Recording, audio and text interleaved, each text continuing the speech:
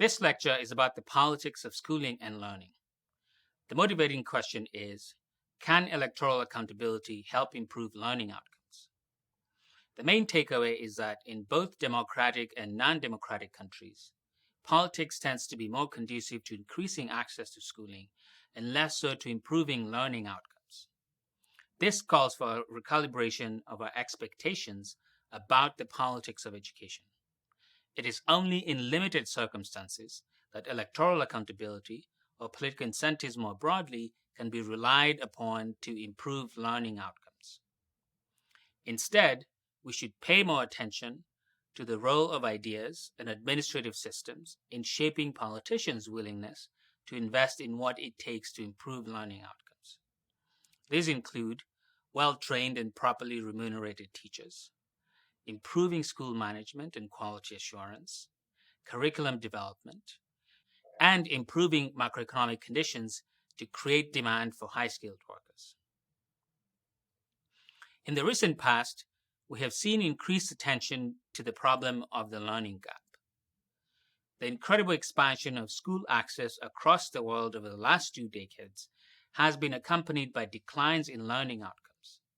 For example, gross enrollment in primary school has nearly doubled in low-income countries since the 1970s.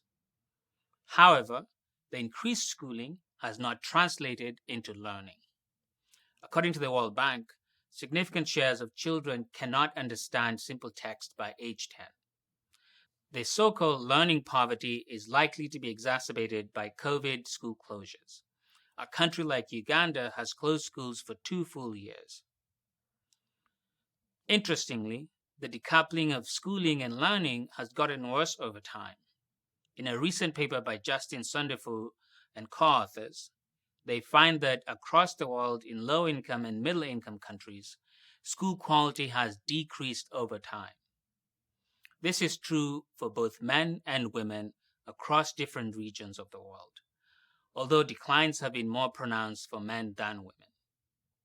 In other words, more people than ever have access to schooling, but a smaller proportion of them are actually learning. Why should we care about the politics of education? For the simple reason that in most countries, education comprises one of the most important public services provided by governments. Education also touches most households, which increases the political salience of the sector. Which is to say that it is impossible to think about the failure of schooling to translate into learning without considering the role of politics, and perhaps the ability of electoral politics to deliver both. When I say electoral politics, I mean political accountability more broadly. Even in non-democratic systems, elections take place that create incentives for governments to showcase the ability to provide important public goods and services. When thinking about the politics of education, it's important to consider 2 questions. What is the point of schooling? And can political accountability incentivize politicians to invest in improving learning outcomes? We need to ask these questions separately because in many countries, schools serve multiple functions that are not always aligned with learning, at least as we conventionally understand it. Schools may exist for purposes such as nation building, that is, to create a national identity and a sense of shared history, political socialization, to indoctrinate the public into subscribing to specific political beliefs, to signal redistribution. By increasing mass access to a perceived essential public service, politicians may seek to win votes. Credentialing. Education may serve as a means of giving individuals credentials to access employment regardless of their skills. And finally, learning, which would involve actually imparting skills from reading to writing to science to social science and the humanities more broadly. To understand why schooling and learning may be different, let's consider the drivers of both. On drivers of schooling. First, internal political dynamics. Both top-down elite incentives and mass demands may drive expansion of schooling. For example, research shows that initial expansion of mass education was driven by elites' desire to train workers and produce pliant citizens. More recently, the expansion of both primary and secondary education have been driven by political considerations, with countries more likely to abolish fees or introduce universal primary education policies around elections.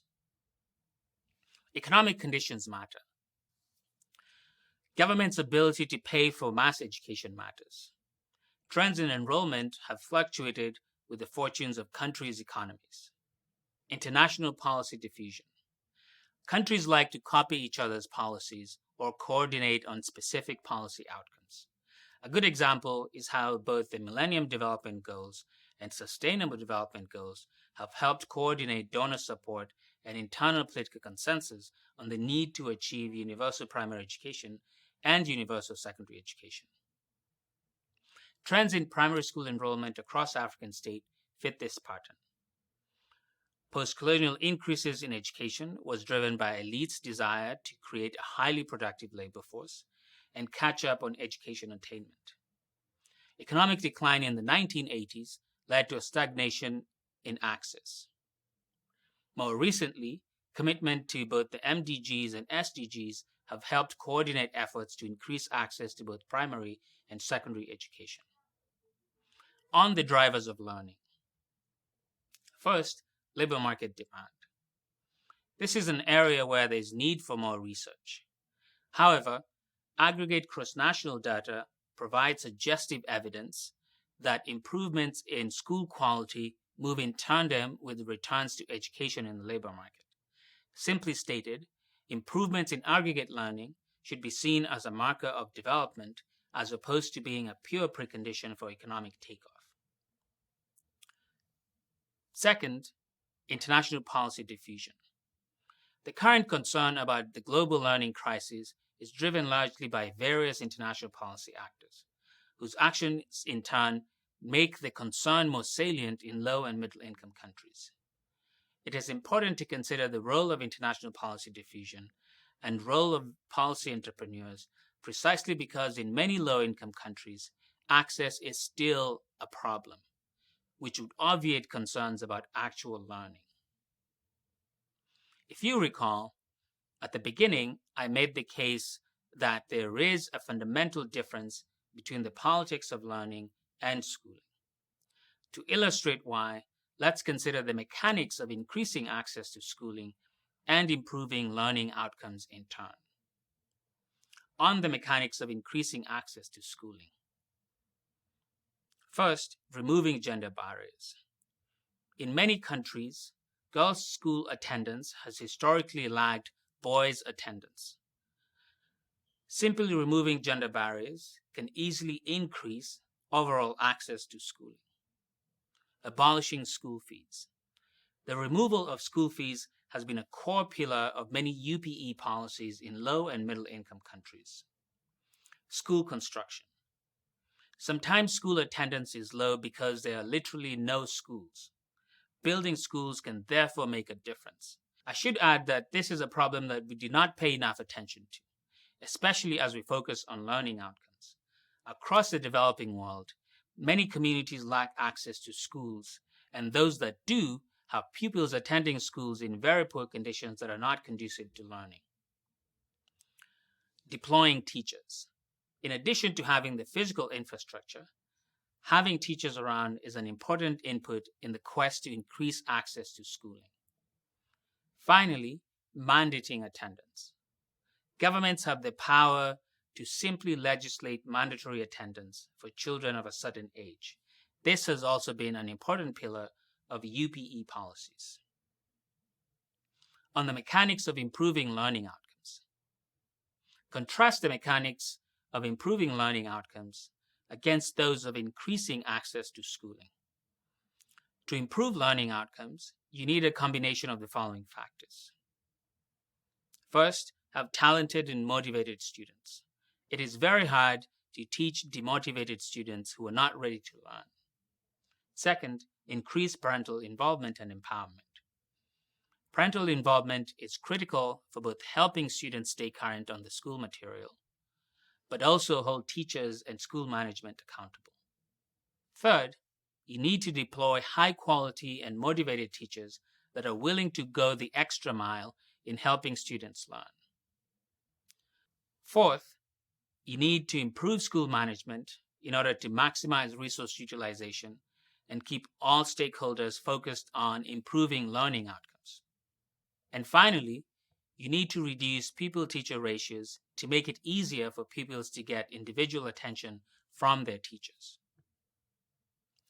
Due to the differences in the mechanics involved in increasing access to schooling and improving learning outcomes, the political dynamics around the two are very different. Schooling readily lends itself to the politics of credit claiming. Much of what is needed is easily visible and attributable to politicians. Things like actual school buildings, abolishing fees, mandating attendance, increasing girls' enrollment, etc. The other factor is that achieving increased access to schooling can be fit into normal electoral cycles. In short, the politics works from the perspective of politicians. Learning is a bit more complex. The inputs are complex, from the efforts of teachers, parents, pupils, and other stakeholders that are not easily directed by politicians. Because the production function is not perfectly manipulable from the perspective of politicians, it is hard for them to claim credit. For example, parents may imagine that their child does well in school because they're smart and not because of what some politician did. Finally, the time horizon may not be compatible with short electoral cycles. For example, it takes a long time to train good teachers and deploy them. In short, the politics simply doesn't work well for improving learning outcomes. A good example is how the politics of clientelistic signaling of effort contributed to massive increases in access to education in Kenya.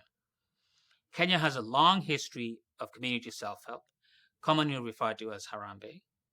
Because of the ability to raise funds for community projects and then claim credit for their realization, and because of the existence of pent-up demand for schooling, Kenyan politicians have historically been able to invest heavily in school construction. If you walk across the country, many schools have signage announcing the effort of local politicians. The same cannot be said for improving learning outcomes for the reasons outlined above. In the next section, we will delve into these dynamics in more detail and then go over the example of Tanzania.